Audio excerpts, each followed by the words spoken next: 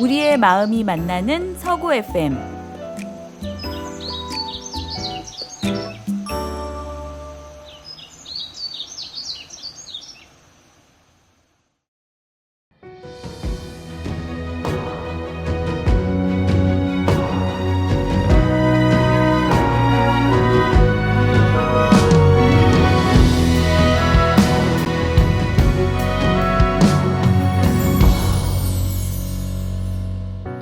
오늘은 너살그 12번째 방송입니다. 제 이야기만 하다 보니 갈수록 소재가 줄어들고 있다는 생각이 들다가 이제는 내가 50년을 훌쩍 넘기고 살았는데 유아일 때 빼고라도 1년에 한 번이면 50개라도 나와야 할 텐데 무슨 일인가에 도달했습니다.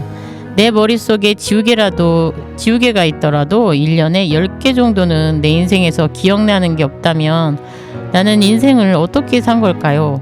잘 산 걸까요? 못 산 걸까요? 행복하게 살았던 걸까요? 불행하게 살았던 걸까요? 나에 대한 이상한 생각에 사로잡혀 방송을 하는 날입니다.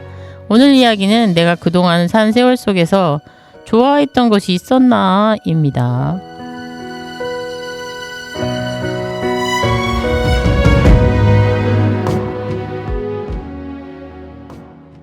첫 번째로는 드는 생각이 그림입니다.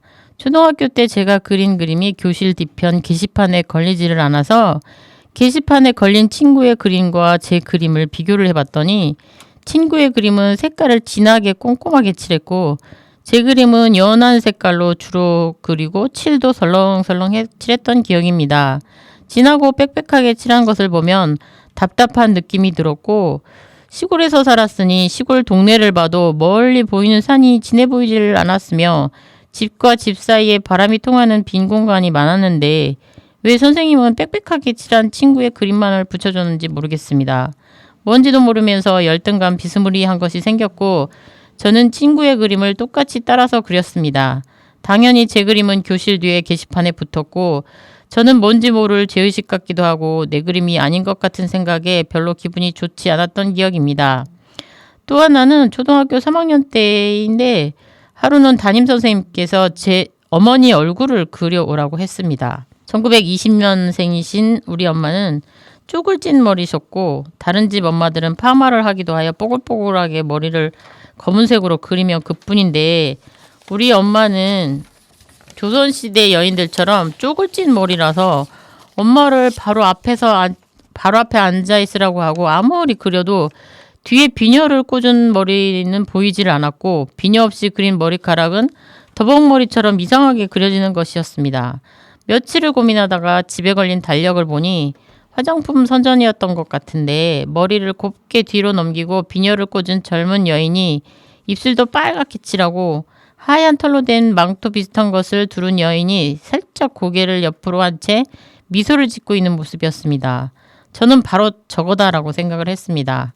앞에서 보면 쪽을 찌고 비녀를 꽂은 게 안 보이는데 살짝 옆모습으로 보이는 데다가 엄마가 입은 저고리를 어떻게 그려야 할지 모르는데 털로 된 망토를 걸쳐서 복잡하지도 않았습니다. 달력을 똑같이 베껴서 갔기 때문인지 시골 여인네 같지 않은 모습과 빨간 입술이 너무도 생경스러웠으나 도시에서 시골로 발령을 받아오신 선생님 눈에는 진짜 엄마처럼 보였는지 제 그림을 교실 뒤편에 떡하니 걸어두셨습니다. 그 그림을 볼 때마다 또다시 뭔지 모르지만 편치 않은 마음이었습니다. 진짜 우리 엄마가 아닌 남의 엄마를 그린 것 같은 저 그림을 우리 엄마는 아실까 하는 것이었죠. 그렇지만 제 그림이 게시판에 붙어 있는 것을 볼 때마다 흐뭇한 마음 또한 함께 있었던 감정입니다. 그래서인지 저는 지금도 이상하게 그림 전시에 마음이 끌린다고 할까요? 그림에 자주 끌리고 특히 색채의 조화나 추상적인 그림들을 보고 감탄하는 것이 뭔지는 몰라도 그림을 좋아한다는 것입니다. 자주는 안 가지만 어쩌다 한번 전시회를 가게 되면 그날은 참 기분이 좋은 날이기도 한 것을 보면 그림을 좋아하는 것 맞습니다.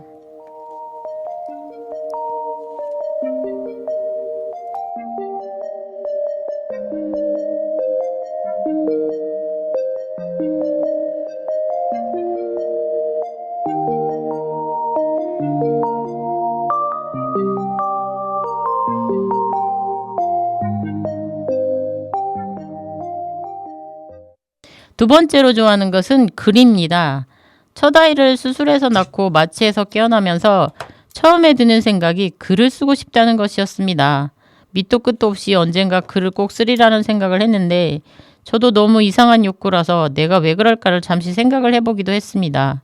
출산 이후에 제일 먼저 떠오르는 생각이 글을 쓰고 싶다니 웬 뜬금없는 생각이랍니까. 결혼 전에 우연히 읽은 책은 이회수 작가의 소설이었고 소설 속에서 어떤 남자가 맞선을 보는 자리에서 음식을 먹는데 짜장면에 바퀴벌레가 있었고 그것을 말하지 않고 씹었다는 대목만이 선명하게 기억이 나고 양기자 씨의 원미동 사람들을 읽었다는 기억과 우리나라 근대 소설 중에 김동리의 감자 같은 몇 편을 읽었을 뿐인데 왜 글을 쓰고 싶었는지는 잘 모르겠습니다.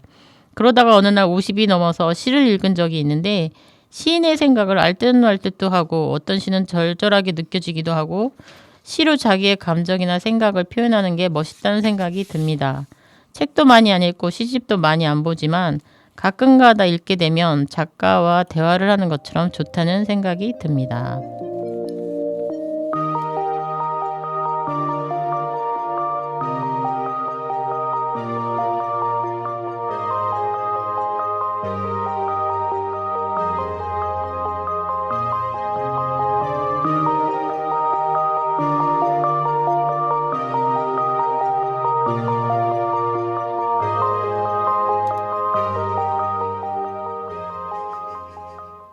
세 번째 좋아하는 것은 드라마입니다. 초등학교 5학년 때였던 것 같기도 하고 시골에서 살다가 도시 변두리로 이사와서 향수병에 젖어서인지 초등학생이었던 저는 전원일기를 놓치지 않고 봤었습니다.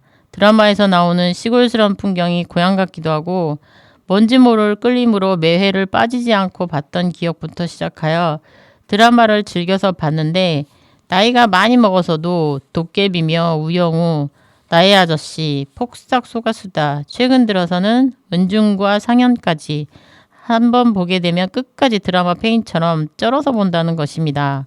어떻게 이렇게 잘 만들었는지 감탄을 하면서 말입니다. 영화도 웬만해서는 영화 속에서 다른 인생을 살다가 오는 것 마냥 보기도 합니다. 어렸을 적 엄마가 옛 이야기를 많이 들려줘서인지는 몰라도 재미있는 드라마 하나면 인생이 행복할 지경입니다.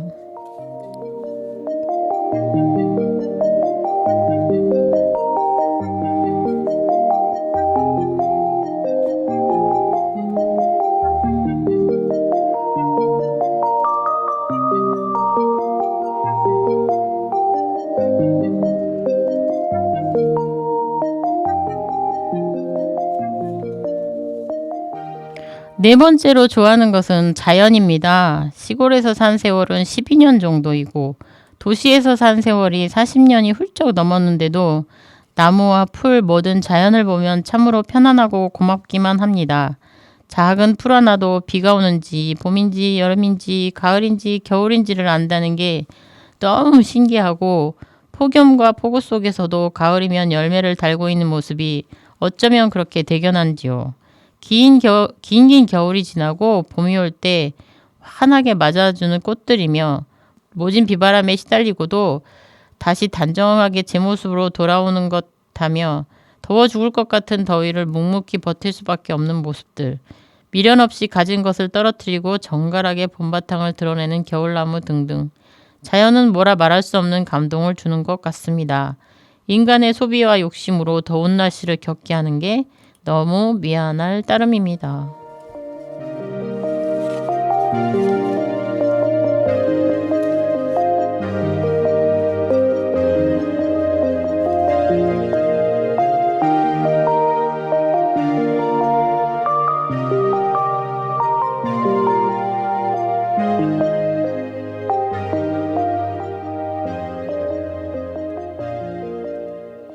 다섯 번째는 사람입니다. 이제 나이가 먹으니 좋아하는 사람과 싫어하는 사람이 약간씩 나눠지고는 있지만 원래부터 사람에 대한 호기심이 있었던 것 같습니다. 지금은 경제적인 격차가 크게 나고 삶의 패턴도 많이 다르게 느껴지기도 하지만 제가 살아온 10대와 20대는 크게 차이나는 환경은 아니었던 것 같습니다. 제 생각이겠지만도요. 실제로 그런지는 따져봐야겠지만 제 느낌은 그저 거기서 거기 같아 보였습니다. 많은 차이가 없음에도 사람마다 가지고 있는 고민이 너무 달랐다는 것입니다. 똑같은 고민을 안고 사는 사람은 거의 없었고 얼굴 생김새 마냥 어쩌면 그리 다른지도 신기했고 또 어떤 상황에서는 비슷하게 행동하는 심리도 신기했고 사람에 대한 관심이 기본적으로 있어서인지 사람이 궁금하고 언제부터인지 사람이 많이 모이면 더 좋고 시끌벅적한 게 좋게 느껴지는 것입니다. 그러다가 이제 늙은 것인지 싫어하는 사람이 생기기 시작은 합니다만 그래도 기본적으로는 사람을 좋아한다는 것입니다. 이 나이까지 나쁜 사람을 아직 안 만나서 다행입니다. 요즘 유튜브로 범죄 프로그램을 많이 보다 보니 약간은 경계를 하기 시작했으나 그래도 제 인생에서는 참 고맙고 좋은 사람이 많았습니다.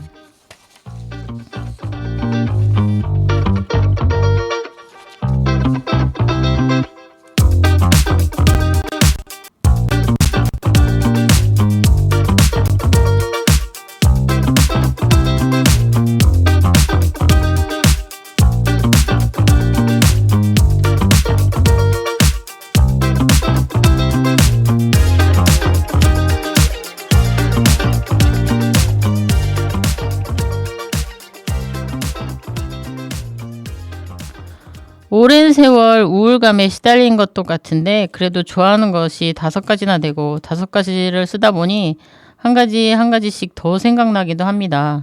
세상에 서구 FM이 아니었으면 내가 좋아하는 것이 하나도 없는 줄 알았을 텐데 이렇게나 많았네요. 겨우 12번째 방송이긴 하지만 방송도 은근 좋아집니다. 누군가 한 명이라도 제 방송을 듣고 공감할지도 모른다는 막연한 기대감 때문인지도 모르겠습니다. 혹시 제 방송을 들어주신 분이 있거나 들으면서 공감을 한 적이 있다면 감사합니다. 덕분에 다음 달도 하고 싶네요. 오늘은 여러모로 감사한 날입니다. 감사합니다. 좋은 하루 되십시오.